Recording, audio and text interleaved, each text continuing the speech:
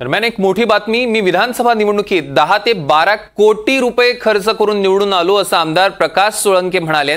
सोळंकेच्या वक्तव्याचा एक व्हिडिओ सध्या सोशल मीडियावर व्हायरल होतोय। निवडणूक आयोगाकडून 40 लाख खर्चाची मर्यादा असते, मात्र सोळंकेंनी 10 ते 12 कोटी खर्च केल्याची स्वतःच कबुली दिली आहे आणि याच व्हिडिओमुळे सोळंके आता अडचणीत सापडण्याची शक्यता आहे।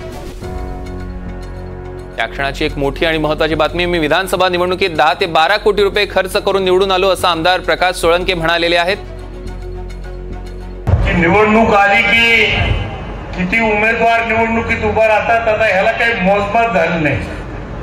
कोणी येतं आणि उभा राहतं, कोणी येतं पैशाच्या मस्तीवरती निवडणुकीत उभा राहतं, अशी परिस्थिती झाली दुर्दैवाने।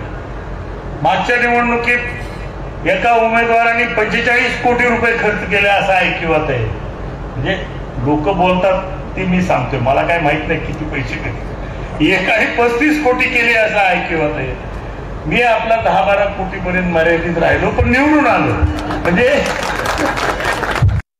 तर आपण बघतोय की याच व्हिडिओमुळे आणि याच विधानामुळे सोळंके आता अडचणीत सापडण्याची शक्यता आहे। खरं तर फक्त 40 लाखाची मर्यादा असते, मात्र सोळंकेंनी 10 ते 12 कोटी खर्च केल्याची कबुली आता स्वतःच दिलेली आहे। अजित पवार गटाचे आमदार आहेत प्रकाश सोळंके आणि त्यांनी आता ही कबुली दिली।